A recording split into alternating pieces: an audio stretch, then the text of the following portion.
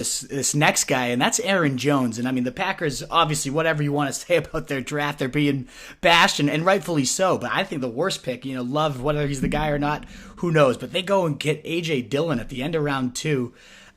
After having the guy that was reigning the league in rushing touchdowns, and just obviously Aaron Jones lit it up last year. Should we be worried about AJ Dillon at all? Could he be a vulture there? Or how do you see this playing out? Look, I don't ever pretend to know more than GMs, or even like a third of what GMs know. I just think, look, we in this fantasy space, like, we go off the data. There's a lot of very smart men and women in the space that at times come off as like they think they know more than coaches and GMs.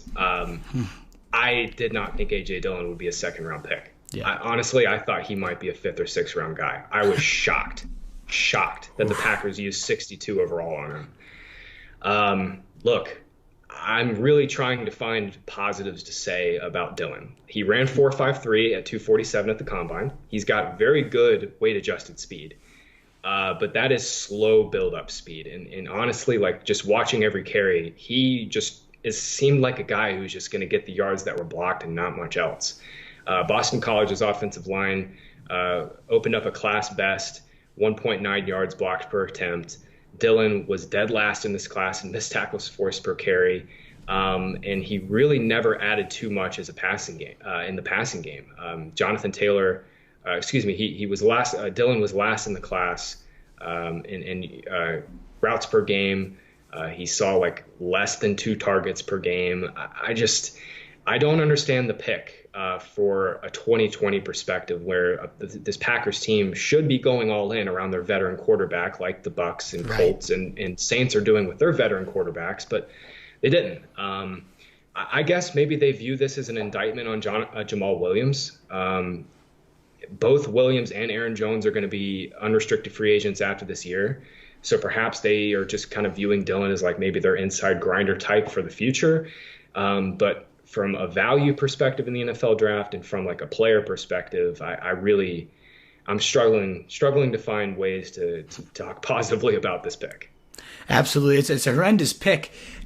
But it also, as you said, we've referenced a few times, the draft capital the team put into him suggests, like, whether we view him one way or not, they clearly like him.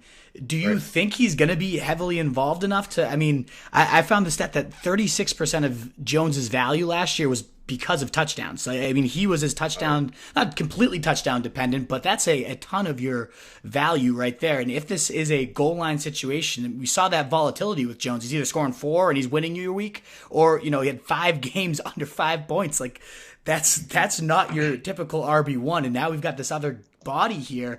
I might just be more lower on Jones than the industry as a whole, but I don't know. What's your take? Is Dillon going to be a vulture here?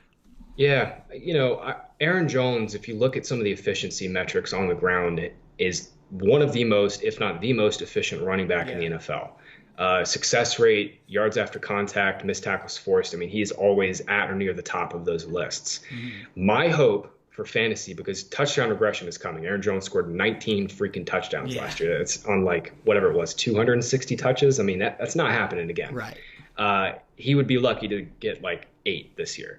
My hope is that they view AJ Dillon as a Jamal Williams replacement. Jamal Williams got 100 carries in 14 games last year. Mm-hmm. They give Dillon those carries and then funnel all of the targets that Williams was getting and give those to Aaron Jones.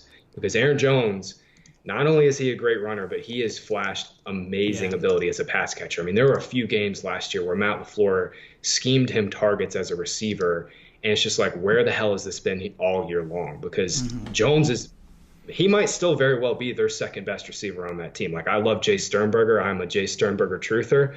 I think Aaron Jones might be the second best receiver on that team. And I guess the hope for fantasy is that they make AJ Dillon their number 2 runner, replace Jamal Williams, and then just give, most of the targets that Williams was getting to Jones, because Jones is just the better player.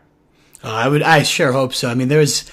between those two, and it's the talent gap is just so ridiculous between Williams and Jones, and yet still he had 5 or fewer touches like greater than Williams in 7 of the 12 games they played together, which is just like mind-boggling how they could be that coach. And he was even out-touched in I think 2 or 3 of those games as well, and that was with Williams. So if Dillon does end up being a nuisance, that could be horrendous.